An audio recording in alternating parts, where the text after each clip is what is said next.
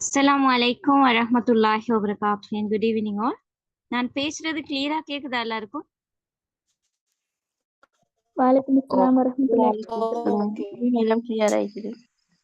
வலைக்கும் அஸ்ஸலாம் வரஹ்மத்துல்லாஹி வபரகாத்துஹு. கிளியரா கேக்குது. S okay. சரி, ஸ்டார்ட் பண்ணி போவோம். அதாவது இன்றைக்கு உங்களோட கிளாஸ் போட்டதுக்குள்ள ரீசன் என்னென்றால், இந்த ஜியோகிராஃபி இப்ப எல்லாரும் வந்து கிளாஸ்ல ஜாயின் பண்ணிக்கிற அளவு பேரும் ஜியோகிராஃபி செலக்ட் பண்ணவங்க தானே. இப்ப நியூவா யாரு செலக்ட் பண்ணவங்க இதுல? இதுக்கு உங்களுக்கு ஒரு இதுவும் தெரியா ஜியோகிராஃபில அப்படியானவங்க? இப்பதான் நான் செலக்ட் பண்ணிக்கிறேன், எனக்கு அந்த பாடத்தை பத்தி தெரியா அப்படி நிக்கிறவங்க எல்லாரும் பேசலும் உங்களோட டவுட்டை கேட்டு கிளியர் பண்ணிக்கொள்ளும்.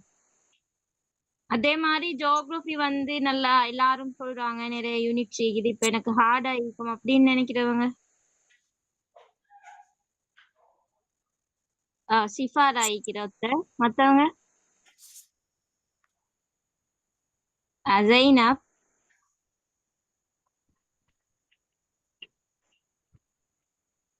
பயம் இல்லாம சொல்லுங்க. உங்களுக்கு வந்து நான் கிளாஸ முடிச்சு லாஸ்ட் டைம் இப்ப ஒரு பொதுவா வந்து உங்களுக்கு ஒரு 3 மந்த் கிட்ட போற டைம்ல நீங்களா சொல்லுவீங்க எவ்வளவு லேசான பாடம். இத வந்து இப்ப இந்தியில இருந்து நாங்க படிச்சோம் அப்படின்றால் இதுக்கு பிறகு நீங்க சொல்லுவீங்க 3 மந்த்துக்கு பிறகு எனக்கு லேசாகிக்குது அப்படின்னு நிறைய பேரும் சொல்லுவீங்க. நான் மெத்தட்டா உங்களுக்கு சொல்லி தருவேன். ஜியோகிராஃபி நீங்க எப்படி படிக்கணும், டைம் டேபிள் வந்து எப்படி செட் பண்ணணும், இந்த விஷயங்கள் எல்லாம். ஓகே சரி, இதுல வந்து புவியியல் பாடத்துல வந்து நாங்க பார்த்தோம் சொன்னால் அதுல 3 அலகு இருக்குது. ஒன்று பௌதீக புவியியல். ஓகே, நிறைய பேரும் போட்டிக்குது. அவங்க 9ஆம் ஆண்டுல தானாம் லாஸ்டா வந்து படிச்சது ஜியோகிராஃபி படிச்சது. ஓகே சரி, நிறைய பேரும் மூலவெல் எடுக்காதவங்க ஈக்கேனா. சரி ஓகே, இப்ப புவியியல் பாடத்துல வந்து 3 அலகு இருக்குது. அதுல வந்து ஒன்று பௌதீக புவியியல், அடுத்தது மானிட புவியியல், அடுத்தது செய்முறை புவியியல். இப்ப இதுல வந்து பார்த்தேன்னு சொன்னால் பௌதீக புவியியல் என்றதுக்குள்ள என்ன வரும் என்று சொல்லி பார்த்தோம் என்றால், பௌதீக புவியியல் என்ற யூனிட் எடுத்தால் அதுல வந்து பாருங்க, மெயினா அதுல புவியில் இருக்கக்கூடிய இயற்கை அமைப்புகள் பற்றிய அறிவு, மலைகள், பள்ளத்தாக்குகள், நதிகள், அதே மாதிரி இந்த காலநிலை பற்றின விஷயங்கள், மண், நிலச்சரிவு, அதே மாதிரி இந்த புறவிசை செயற்பாடுகள், அதே மாதிரி இந்த இயற்கை அனர்த்தங்கள், அது இயற்கையில அழகு, அதுல என்னென்ன மாற்றங்கள் நடக்குது, இப்படியான அறிவை பத்தி படிக்கக்கூடிய ஒரு சப்ஜெக்ட் தான் என்ன பௌதீக புவியியல். அடுத்து வந்து மானிட புவியியல் என்று சொன்னால் ஹியூமன் ஜியோகிராஃபி, அதாவது மனிதனும் அவன் சுற்றி இருக்கக்கூடிய சூழலும் அதுக்கு இடையிலான உறவுகளை வந்து ஆராயுது. அதாவது மக்கள், பரவல், அதே மாதிரி குடியேற்றம், அவன் எங்க வாழ்றான் குடியிருப்புல, அதே போல அவன் வந்து அவனோட வாழ்க்கை தேவையை வந்து பூர்த்தி செய்து கொள்ளத்துக்காக வேண்டி ஒவ்வொரு நடவடிக்கைகள்ல ஈடுபட, இந்த கைத்தொழில் நடவடிக்கைகள் அந்த விஷயத்த பத்தி படிக்கிறது. அதே மாதிரி விவசாயம், மக்கள் சனத்தொகை வந்து நல்லா கூடிட்டு வருது. அப்ப அவங்களுக்கு வந்து ஏத்த மாதிரி அவங்களோட உணவு உற்பத்தியை நல்லா கூட்டணும். சோ அதனாலதான் இந்த பசுமை புரட்சி பத்தி நாங்க இதுல படிக்கிறோம். அதே மாதிரி நகராக்கம், குடியிருப்பு, அதே மாதிரி இந்த கைத்தொழில் நடவடிக்கை, அதே போல சுற்றுலா, கைத்தொழில், அதே மாதிரி இதெல்லாம் வந்து நடக்குதால கைத்தொழில் எல்லாம் பாறையளவுல வந்து நல்லா முன்னுக்கு போனதாலதான் இந்த கைத்தொழில் மயமாக்கம். அதே மாதிரிதான் அடுத்ததா வந்து இந்த பூகோள மயமாக்கம் என்ற பகுதி நாங்க அதுல படிக்கிறோம். மானிட புவியியல் என்ற பகுதி எடுத்து நோக்குற டைம்ல அதுல எல்லாமே ஒன்றோட ஒன்று டச் தான். இந்த யூனிட் அடுத்த யூனிட்டோட எப்படியுமே டச் தான். இப்ப நிறைய பேரும் இந்த ஜியோகிராஃபில வந்து எனக்கு பௌதிக புவியியல் லேசி நான் படிப்பேன், ஆனா என்னால வந்து மானிட புவியியல விளங்கிக்கொள்ள கஷ்டம். சோ அப்படியான நாங்க எல்லாருக்கும் நான் ஆன்சர் நீங்க எழுதுற மெத்தட்ல வந்து அவங்களுக்கு எந்த நாளும் எல்லாத்துக்கும் பொதுவா இந்த மானிட புவியியல் செஷன்ல வந்து கேள்வி வந்தால் அதுக்குள்ள ஆன்சர் பண்ற மாதிரி ஒரு சில ஷார்ட் மெத்தட் செய்யுது, எல்லாத்துக்கும் பொதுவா வர மாதிரி இந்த மானிட புவியியல். நான் அப்படி உங்களுக்கு ஒவ்வொரு மந்த்லயும் வந்து ஒரு பேப்பர் கிளாஸ் ஒன்று அரேஞ்ச் பண்ணி அதுல வந்து நாங்க படிச்ச யூனிட்ல வச்சு அந்த பேப்பர் கிளாஸ் நடக்கும். அதுல வந்து உங்களுக்கு அதை ஃபுல்லா அதுக்குள்ள மாதிரி கேள்விகள் எடுத்து அந்த ஆன்சர் பண்ற டைம்ல வந்து அந்த ஷார்ட் மெத்தட்ஸ் எல்லாம் ஒவ்வொன்றிலையும் நான் உங்களுக்கு கவர் பண்ணுவேன். இப்ப மானிட புவியியல்னு சொன்னா அந்த பகுதிகள் தான் இருக்குது. மனிதனை வந்து மனிதனுக்கும் சூழலுக்கும் இடையில தொடர்பு பற்றி பார்க்கிறது, அதே மாதிரி அவன குடியேற்றம் பத்தி, மொழி, மதம், பண்பாடு, பொருளாதாரம் இப்படியானவற்றை பேசுறது, மனித வாழ்க்கையில புவியியல் எப்படி அமைஞ்சிக்குது என்றத உணர்த்தக்கூடிய ஒரு அழகுதான் என்ன, மானிட புவியியல். அடுத்த விஷயம் என்னன்னு சொன்னால் செய்முறை புவியியல். செய்முறை புவியியலை வந்து பாக்குற டைம்ல அதுல வந்து என்னென்ன நாங்க படிக்குது, இந்த படிமங்கள், வரைபடங்கள், அதே மாதிரி தரவுகள், அந்த வரைபடத்தை வந்து வரையறதுக்கான நுணுக்கங்கள், அதே மாதிரி அந்த வரைபடங்கள் ஒவ்வொன்றும் இந்த புவியியல நவீன படவர கலை முறைமைகள், அதே போல அதை வச்சு ஒரு வரைவுகள் வரைகிறது. அதே மாதிரி இந்த இடவிலக்க படம் தேசப்படத்தை வந்து விளங்கப்படுத்துறது. சோ இந்த விஷயங்கள் தான் எங்களுக்கு இதுல படிக்கிறது கேக்குது.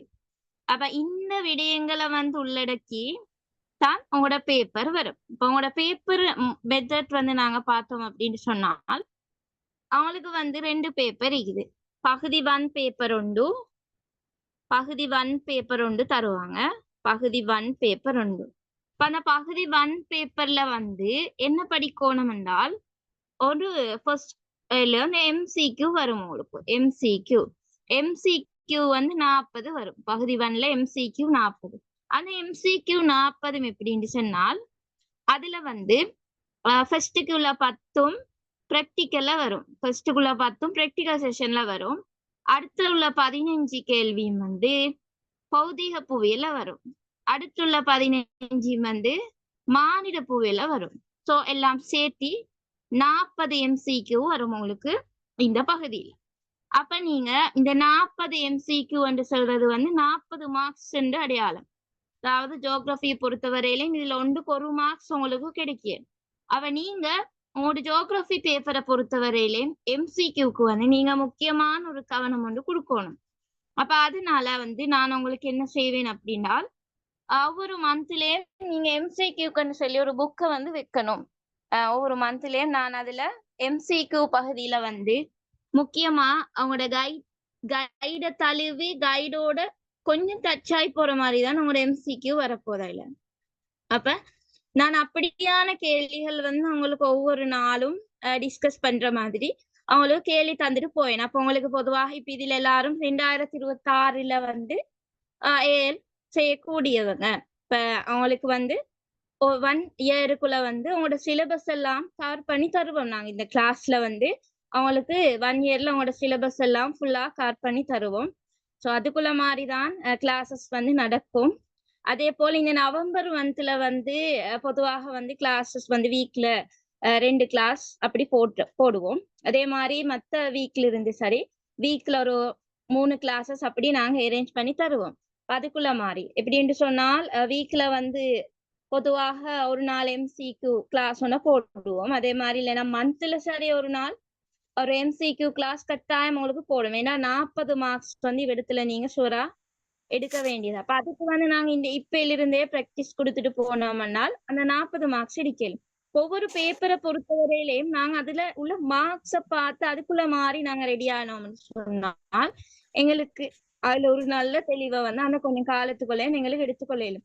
உங்களுக்கு 1 இயர்ல ஜியோகிராஃபி படிச்சு முடிக்கலும் நான் அதுக்குள்ள மாதிரிதான் இதை வந்து செஞ்சுட்டு போவேன். அப்ப அதே போல அப்ப MCQ சரி மத்ததா இந்த பகுதி 1 பேப்பர்ல அடுத்ததா வரக்கூடியது என்னன்னு சொன்னால் இது பகுதி 1ல் உள்ள அடுத்த கேள்வியா வரும் இடவிலக்க படம்.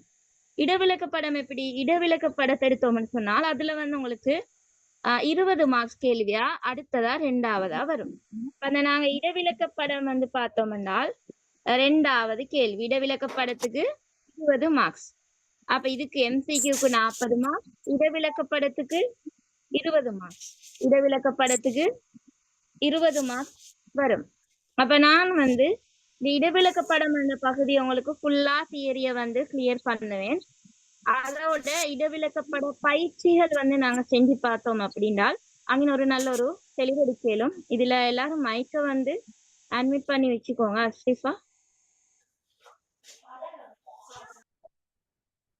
ஓகே சரி.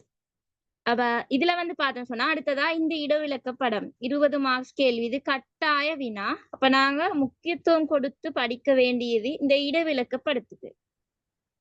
அப்ப நிறைய பேரும் சொல்ல இதை வந்து கவர் பண்ணிக்கொள்ளையில படிக்க நிறைய ஈக்குது ஜியோகிராஃபியில.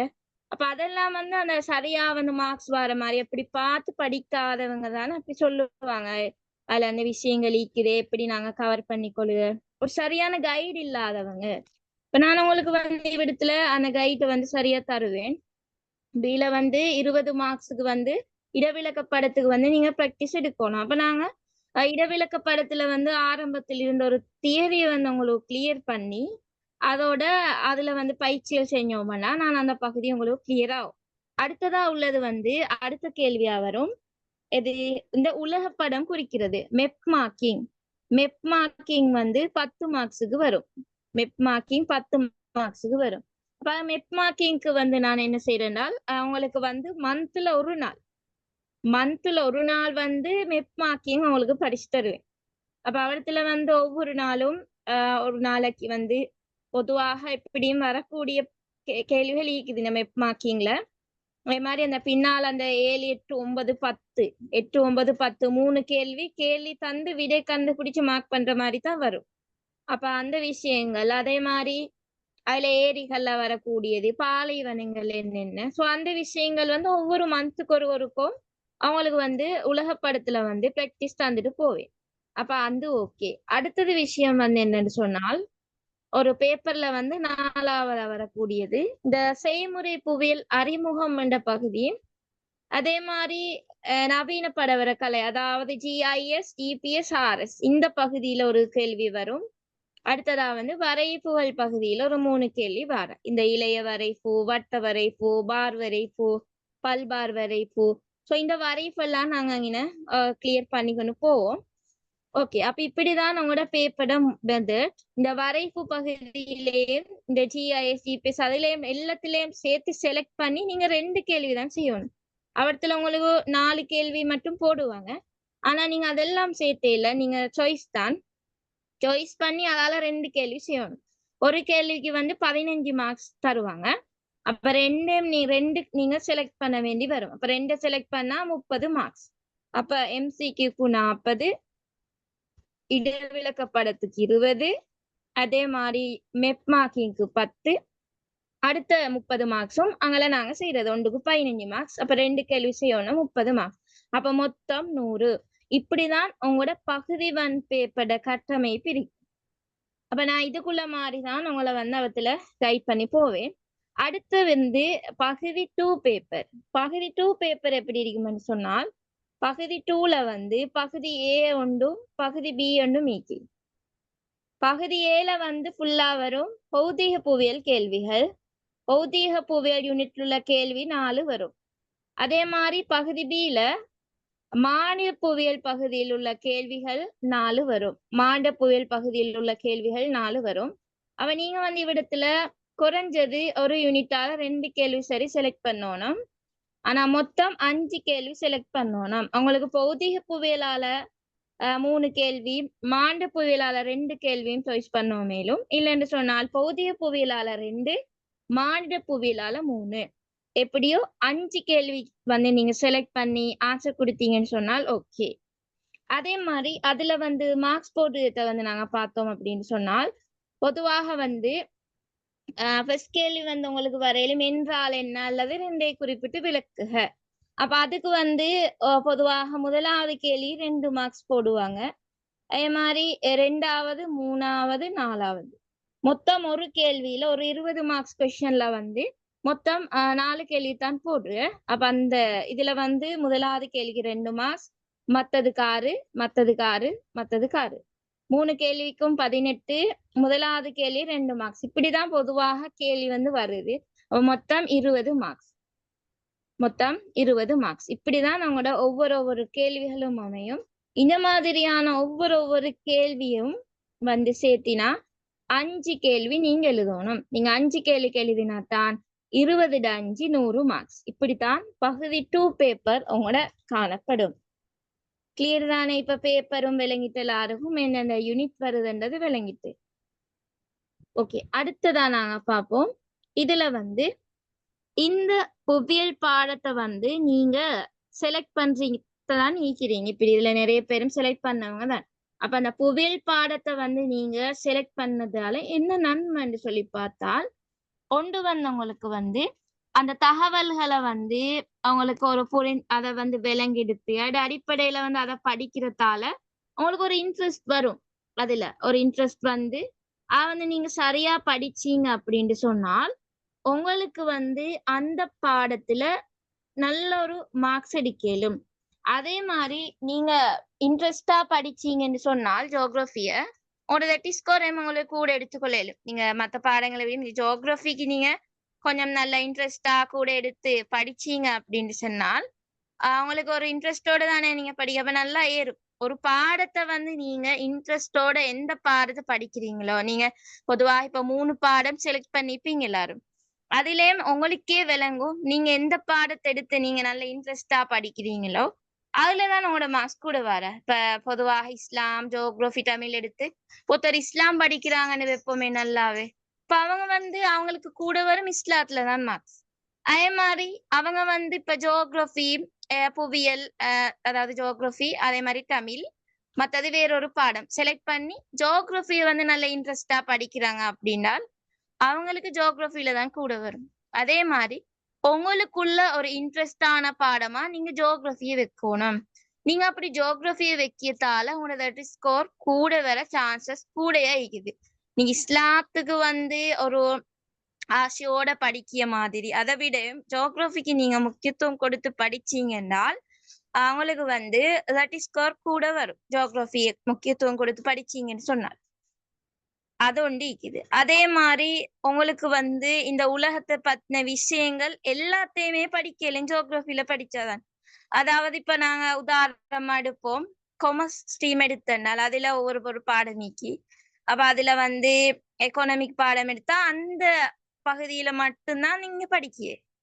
அதே மாதிரி விஞ்ஞான பாடம் எடுத்தேன்னு சொன்னால் சயின்ஸ்ல வந்து பிசிக்ஸ் எடுத்தா அதுல அது சம்பந்தமான விடயங்கள் மட்டும்தான் நீக்கும். அல்ல பயோ எடுத்தா அந்த பயோ சம்பந்தமான விடயங்கள் மட்டும்தான் நீக்கும். ஆனால் இந்த புவியியல் ஒரு விசேஷமான ஒரு தன்மை இருக்குது. என்ன விஷயம் என்றால் இது வந்து எல்லா கற்கையும் வந்து சேர்த்து கற்கக்கூடிய ஒரு பாடம். இல்ல ஒரு ஸ்பெஷல், அதாவது எல்லாத்திலாலே மிக்ஸா தான் ஈக்கும். மெட்ஸ் வரும் இதுல. அதே மாதிரி ஒரு பகுதியில வந்து பாடமாக்கக்கூடிய விஷயங்கள், இன்னொரு பகுதியில வந்து பிசிக்ஸ் இதோட டச் ஆகி போய்த்தியும், அதே மாதிரி பயோ வயல டச் ஆகி போய்த்தியும் கொஞ்சம். ஸோ ஜியோகிராஃபி பொறுத்தவரையிலே ஒரு சிறப்பான ஒரு தனித்து தன்மை வாய்ந்த ஒரு பாடமாக வந்து ஜியோகிராபிக் பாடம் வந்து காணப்படுது. இதுல எல்லா விஷயங்களையுமே நாங்க படிக்கிறோம். காலநிலை பத்தி படிக்குவோம், அதே மாதிரி ஒரு மனுஷனை பத்தி படிக்க, அதே மாதிரி மனுஷனுக்கு வந்து வரக்கூடிய பிரச்சனையை பத்தி படிக்க, அதே மாதிரி இந்த இயற்கை அனர்த்தங்களை பத்தி படிக்குவோம். இயற்கை அனர்த்தங்களால் என்ன பிரச்சனை வர்றது, அதே மாதிரி இந்த வரைவு பகுதியை எடுத்து பார்த்தால் அதுல மெட்ஸ் அந்த பகுதியை போய்த்து படிக்க நாங்க.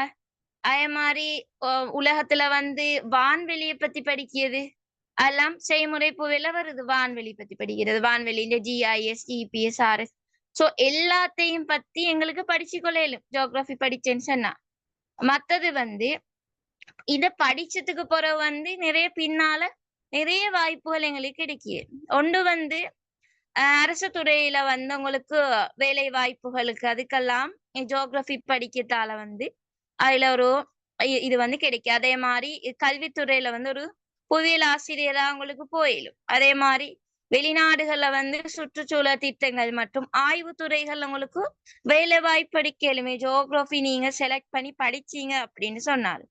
அதே மாதிரி இந்த வரைபடங்கள், தரவுகள், புள்ளியல் பகுப்பாய்வு இதில் எல்லாத்திலையும் ஒரு நல்ல ஒரு அறிவு கிடைக்கு. அதே மாதிரி அவங்களுக்கு வந்து பின்னால் இப்ப நீங்க ஏழு முடிச்சதுக்கு பிறகு வந்து நிறைய பேர் இந்த போட்டி பரீட்சைகள் வந்து எழுத போவீங்க. இப்ப அதாவது LLB, லா college entrance exam, MSO exam. அப்ப அப்படியான டைம்ல வந்து அதாவது SLES, SLOS, LLB என்ட்ரன்ஸ் இப்படியான போட்டி பரீட்சைகளை வந்து ஒரு GK ஒரு பாடம் வந்து வர ஜெனரல் நாலேஜ். அந்த ஜெனரல் நாலேஜ்லயும் வந்து என்னன்னு சொன்னால் இந்த பகுதியில புவியியல் சம்பந்தமான கேள்வி கேட்க வீதம் கூட. இப்ப லோ என்ட்ரன்ஸ் எக்ஸாம் எடுத்தாலும் லோ காலேஜ்ல அதுல எல்லாம் ஜியோகிராஃபியோட கேள்விகள் வந்து இப்ப புதுசாவும் வந்து போன இயர் அதுக்கு முதல் எல்லாம் வந்து இந்த ஜியோகிராஃபில வந்து கேள்வி போட வீதம் கூட இருக்குது. அப்ப இதுல வந்து நாங்க படிச்சோம் அப்படின்னா அந்த டைம்லயும் அதுல ஒரு தெளிவொன்று எங்களுக்கு இருக்கும். பொதுவாக வந்து இந்த குடித்தொகை எல்லாம் படிச்சால் நல்ல ஒரு சான்ஸ் ஆகி அதுக்கு இந்த கூடித்தொகை கைத்தொழில் இந்த பகுதிகள் எல்லாம் ஒரு முக்கியமான ஒரு சாப்டர்ஸ். இப்ப அதெல்லாம் வந்து நாங்க ஜியோகிராபில தான் படிக்க, அப்ப அது வந்து பிறகு எங்களுக்கு அது யூஸ் ஆகும். அப்ப அதுக்கு ஒரு இதாக வந்து கிடைக்கிறது ஒரு நன்மை. அதே மாதிரி இந்த ஜியோகிராபி பாடத்தை வந்து செலக்ட் பண்றதால பல்கலைக்கழக வாய்ப்புகள் வந்து நிறைய கிடைக்கும் எங்களுக்கு. அதாவது இது மெயினான விஷயம் எல்லாருக்கும். இப்ப நீங்க ஜியோகிராபி வந்து நீங்க செலக்ட் பண்ண ஒருத்தர் அப்படின்னா அவங்களுக்கு வந்து இப்ப ஜியோகிராபி செலக்ட் பண்ணாத ஒருத்தர் எப்பவுமே அப்படி செலக்ட் பண்ணாத ஒருத்தர் அப்படின்னா அவங்களுக்கு வந்து அவங்களோட ஸ்ட்ரீம்ல மட்டும்தான் கோர்சஸ் செலக்ட் பண்ணி அப்ளை பண்ணிடும். இப்ப ஆர்ட்ஸ் இதுல மட்டும்தான் செலக்ட் பண்ணி ஆர்ட்ஸ்ல உள்ள கோர்ஸை மட்டும்தான் செலக்ட் பண்ணி அவங்களுக்கு அப்ளை பண்ணிடும்.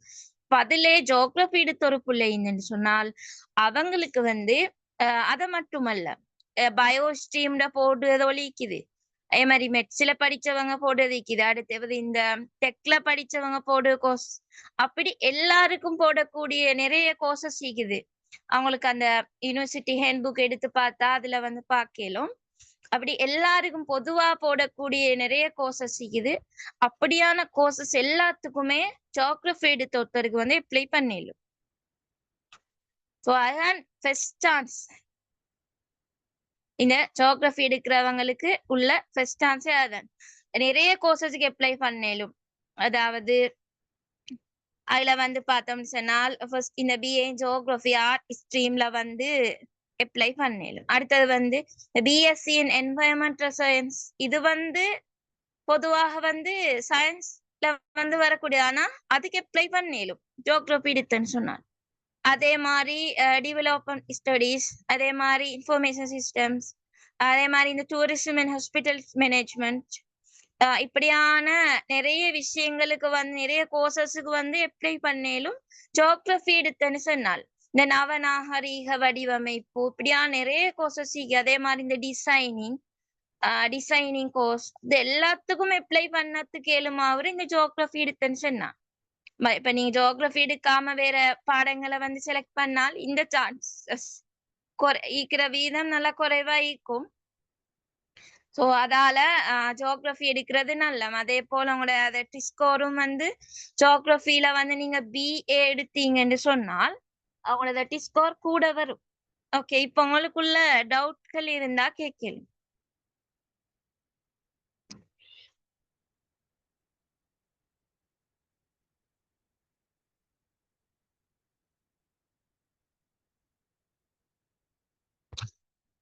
டவுட் இருக்கிறவங்களே கேட்கலும். இப்ப எல்லாரும் இப்பதானா ஜியோகிராபி படிக்க போறீங்க இல்ல, இதுக்கு முத படிச்சவங்களா எல்லாரும் ஒரு தெளிவு ஒண்டி இருக்குதா எல்லாருக்கும்?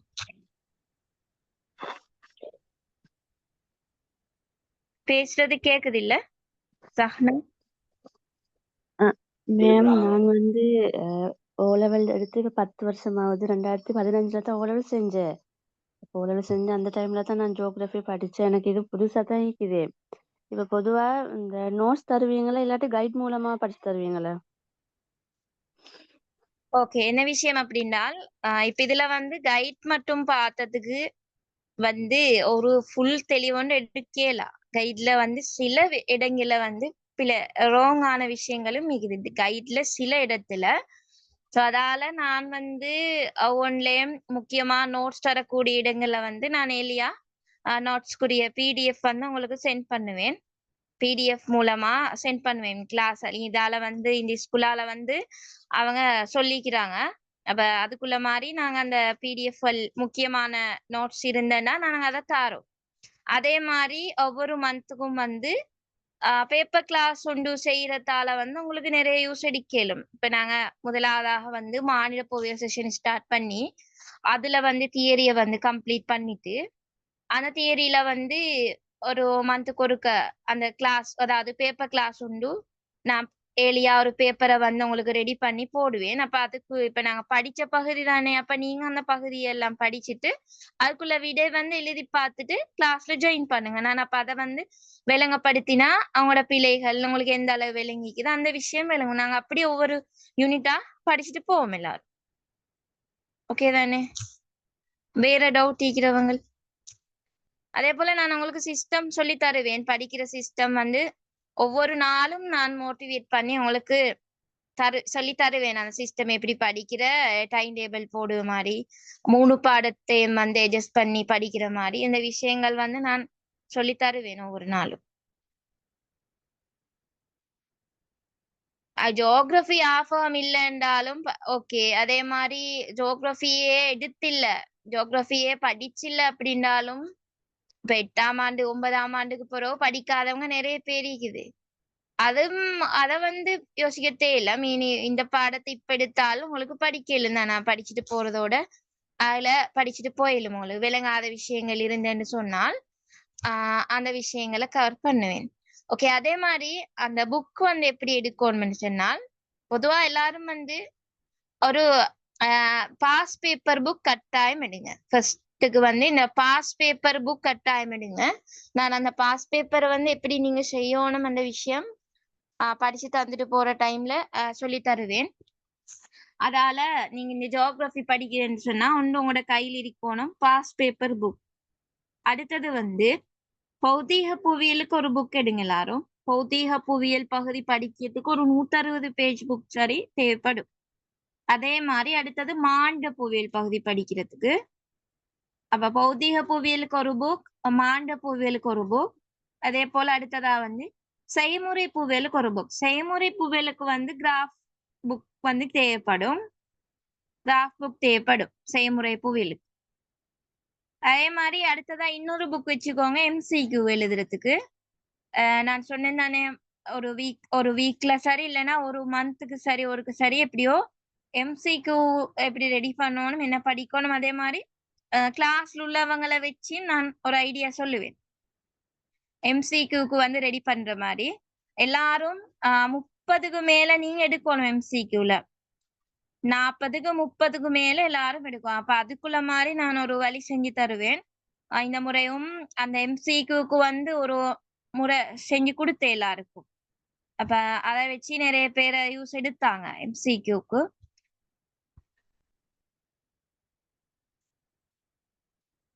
அப்ப MCQக்கு ஒரு புக், அடுத்தது மாண்ட புவியல் கொண்டு, பௌத்திக புவியல் கொண்டு, செய்முறை புவியல் கொண்டு, அதே மாதிரி அடுத்ததா வந்து பாஸ் பேப்பர் புக். அடுத்தது வந்து பாஸ் பேப்பர் பயிற்சி செய்ததுக்கு வேற ஒரு புக் வைங்க. பாஸ் பேப்பர் புக்ல பகுதி 2 விட எழுதி பயிற்சி செய்யறதுக்கு வேற ஒரு புக் வைங்க. புக் வைக்காட்டி உங்களுக்கு பேப்பர்ஸ்ல எழுதி பின்னடிக்கும். மேலும் உடனே அந்த என்ன விஷயங்கள் எடுக்கிற விஷயம் உங்களுக்கு சொல்லித்தாரேன் இதுல. மத்ததா வந்து மெப்புக்கு வந்து உலகப்படம் குறிக்கிறதுக்கு வந்து சொப்பால வாங்க வேணாம். அதுல வந்து அவங்களோட பாஸ் பேப்பர்ல வந்து ஒரு உலகப்படத்துக்கு ஒரு இதண்டிக்கும் தானே அந்த அத வந்து பிரிண்ட் எடுத்தா சரி.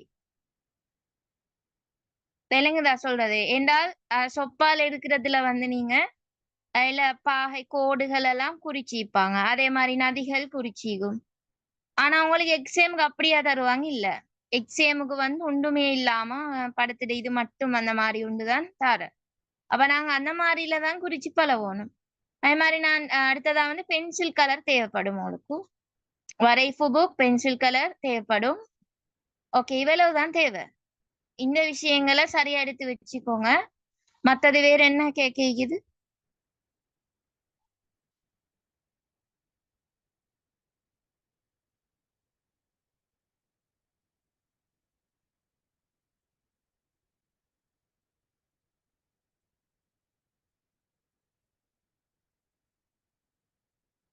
வேற டவுட் இருக்கிறவங்களுக்கு கேட்கலாம். மேம் பாஸ் பேப்பர் சிலபஸ் எந்த வருஷத்துல? பாஸ் பேப்பர் வந்து பொதுவாக 10 வருஷம் எடுத்தேன்னு சொன்னா போதும். அதாவது இப்ப 2025 உங்களுக்கு தேவைப்படும். இந்த முறையிலிருந்து தேவைப்படும். இப்ப 2025 அது வந்து பொதுவாக பேப்பர் PDF தான் உங்களுக்கு கிடைக்கலும். அப்ப அதோட அடுத்ததா வந்து 2024 2014 வரைக்கும் உள்ள செஞ்சா போதும்.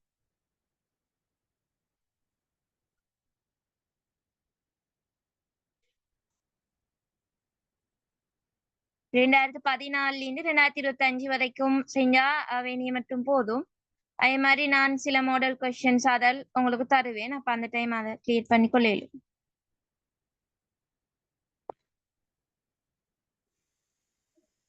இன்னும் ஒருக்கா அந்த என்ன புக்ஸ்ன்ற கொஞ்சம் கிளியரா சொல்றீங்களா? என்னென்ன எடுக்கணும்? ஓகே. அதாவது ஒன்று வந்து மானிட புவியியலுக்கு ஒரு புக்,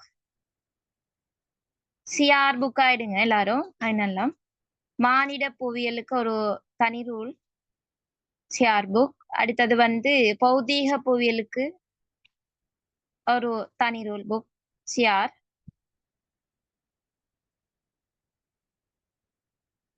அடுத்தது வந்து செய்முறை புவியியலுக்கு ஒரு 80 பேஜ் தனி ரூலோட மத்ததா வந்து வரைப்பு புக் எடுத்து வைங்க, கிராஃப் புக்.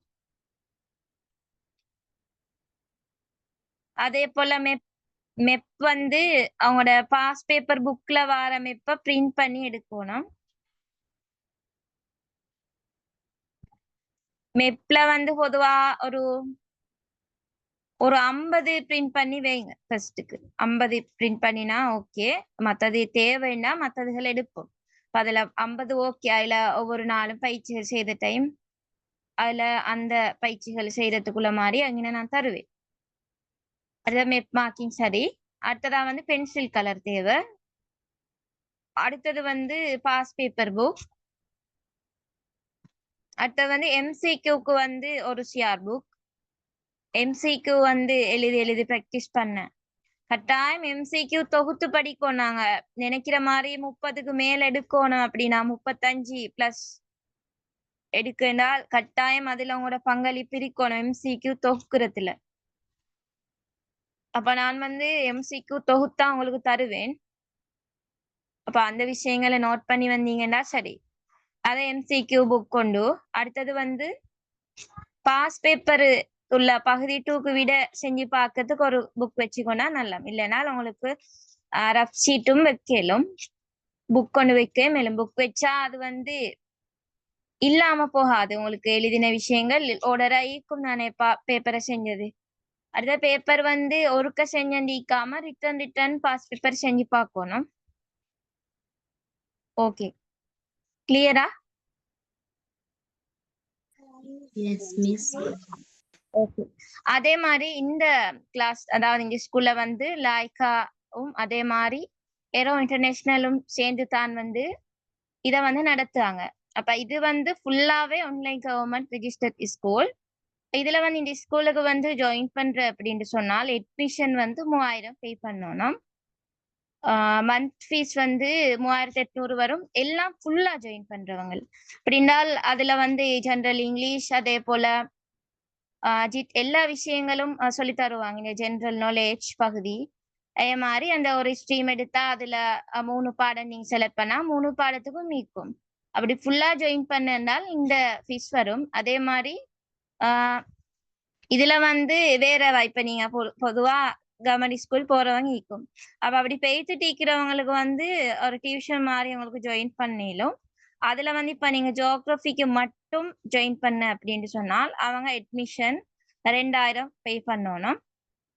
அதே மாதிரி மந்த் ஃபீஸ் வந்து 1000 பே பண்ண வேண்டி வரும் ஜியோகிராபிக்கு மட்டும் ஜாயின் பண்றேன் அப்படின்னு சொன்னால். அதே மாதிரி இப்ப இதுல வந்து 2 பாடம் ஜாயின் பண்றவங்கல்ல, நான் இப்ப தமிழ் ஜியோகிராபி இல்லைன்னா தமிழ் வேற பாடங்கள் அப்படி 2 பாடம் ஜாயின் பண்ணனாலும் அவங்களுக்கு மந்த் ஃபீஸ் 3800 தான் பே பண்ண வேண்டி வரும். அதே மாதிரி இதுல வந்து நீங்க எல்லாம் படிச்சு முடிச்சு 1 இயர் முடிச்சதுக்கு பிறகு லாஸ்டா வந்து இன்டர்நேஷனல் வெளி டிப்ளோமா சர்டிபிகேட் உங்களுக்கு வந்து ப்ரொவைட் பண்ணுவாங்க.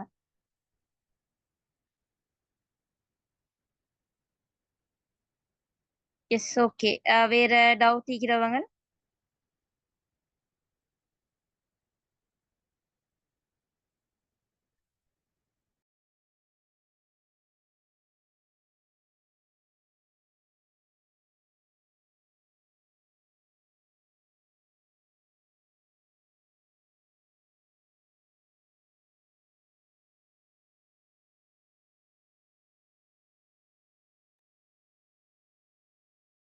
ஓகே, அப்ப நான் இதோட கிளாஸ் வைண்ட் அப் பண்றேன்னா என்ன சரி டவுட் இருக்கிறவங்க அவங்களோட அந்த குரூப்ல அவங்கள இதாயிக்கக்கூடிய அவங்கள்ட்ட உங்களுக்கு கேட்கலும். அதே மாதிரி என்ன சரி பாடங்கள் சம்பந்தமான டவுட் இருந்தாலும் கேட்கலும். அவங்கள்ட்ட கான்டாக்ட் நம்பர் எடுத்தீங்கன்னு சொன்னா அவங்க தருவாங்க கேட்டேன்னு சொன்னால். ஓகே, அப்ப நான் இதோட கிளாஸை வைண்ட் அப் பண்றேன். அதே போல கிளாஸஸ் வந்து போட்டேன்னு சொன்னால் அந்த டைம்ல வந்து எல்லாரும் ஜாயின் பண்ண பாருங்க. பொதுவா இப்ப நாங்க நைட் கிளாஸ் தானே அரேஞ்ச் பண்ணிக்கிறோம். அதால சரியா கிளாஸ் டைம்ல ஜாயின் பண்ணி படிக்க பாருங்க. நீங்க ரெக்கார்ட் கேட்க வேண்டியது இந்த சம்டைம் உங்களுக்கு அதுல ஃபுல் கேட்க மாட்டீங்க, உங்களுக்கு போரிங் ஒன்று வரும். அப்ப அதால கிளாஸ்ல வந்து நீங்க ஜாயின் பண்ணி படிங்க. நான் இன்ட்ரெஸ்டா அங்க கொண்டு போவேன். ஒவ்வொரு நாளும் வந்து இன்ட்ரெஸ்டா கொண்டு போவேன். உங்களுக்கு அதுல ஒரு போரிங் வராது. அதே மாதிரி அவங்க எல்லாருக்கும் பேசலும் பேசிக்காதச்சு ஒரு இன்ட்ரெஸ்டா படிச்சுட்டு போவோம். சரி, ஓகே. அப்ப நான் இதோட கிளாஸ வைண்ட் அப் பண்றேனா? ஓகே. அஸ்ஸலாமு அலைக்கும் வரஹ்மத்துல்லாஹி வபரகாத்துஹு.